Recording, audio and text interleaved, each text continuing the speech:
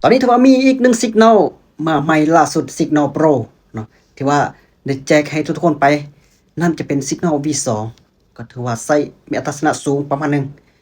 แต่ว่าตอนนี้จะมาเทสมาลองบ้างว่าสัญญาณ Pro นี่มันจะมีอัตราสนะสูงกว่า V2 บ่หรือว่าสูงกว่าทั่วไปบ่เอาจะมาเบิ่งรูปร่างหน้าตาและฟังก์ชันมันก่อนมันจะมีอีหยังอันนี้จะเป็น Signal Pro เนาะโอ้ถือว่าสุดยอดเบิ่งเลย Auto Signal Pro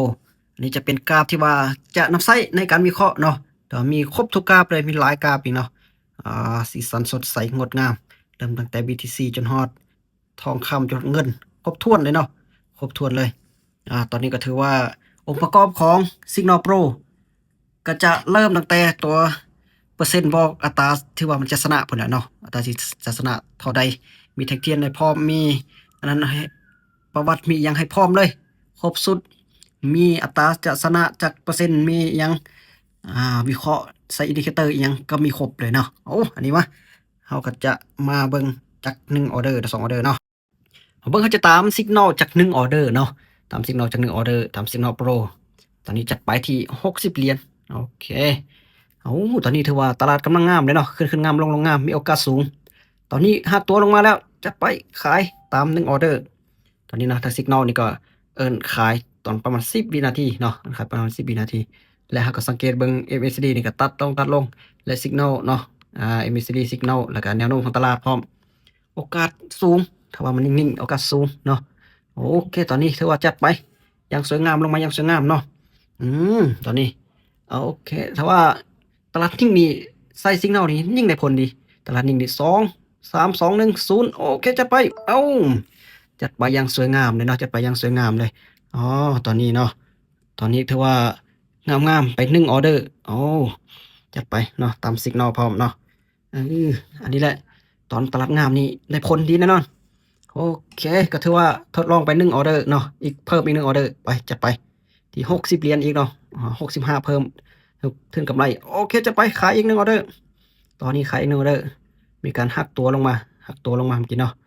ตัดลงมานี่งามๆเลยแหละออเดอร์2ออเดอร์เนาะจาก2ออเดอร์ตอนนี้ซุปเปอร์เทนซีพร้อมเด้ให้คักๆเลยซุปเปอร์เทนซีมาทางสิกนอลก็ขึ้นไป70%ตอนนี้ก็ผลักดันขึ้นผลักดันลง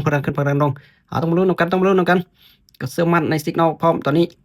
แล้วก็ MACD ก็ขนานกันลงพร้อม5วินาทีสุดท้าย4 3 2 1 0โอเคจัดไป2ออเดอร์เลย2ออเดอร์เนาะจัดไปอย่างสวยงามนี่แหละเฮาตามสิกนอลพร้อมเนาะตามสิกนอลพร้อมแล้วก็ตาม MACD หรือว่าแนวโน้มของตลาดพร้อมก็คักๆเลยเนาะคักๆเลยเพราะฉะนั้นการใส่สิกนอลก็ถือว่าสวยได้เติบเนาะสวยหลายเติบเด้อจะเพิ่มอีก1ออเดอร์เนาะสัก3ออเดอร์มึงดู3ออเดอร์มึงดูมาที่30เหรียญตอนนี้สิกนอลซื้อขึ้นไปตามขึ้นไปจังหวะนี้สิกนอลผลักดันว่าจะกลับขึ้นไปได้บ่สิกนอลนี่ก็ถือว่า70%เนาะเกิดการกลับตัวของแท่งเทียนพร้อมโอกาสสูงตอนนี้กลับขึ้นไปแล้ว3ออเดอร์ติด3ออเดอร์ติดมา3ออเดอร์ติดมีโอกาสถือว่าสวิงเนาะสวิงหน่อยนึงส่วนสวิงนี่ก็อันตรายเลยผลักดัน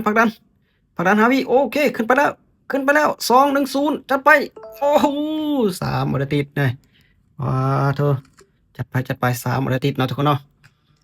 3ออเดอร์ติดก็ถือว่ามีกำไรแล้ว3ออเดอร์ติดก็ถือว่า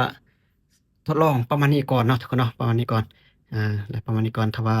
จังไดเราจะพบกันในมีตติงเด้อทุกคนเนาะพบกันในมีตติง Signal Pro นะ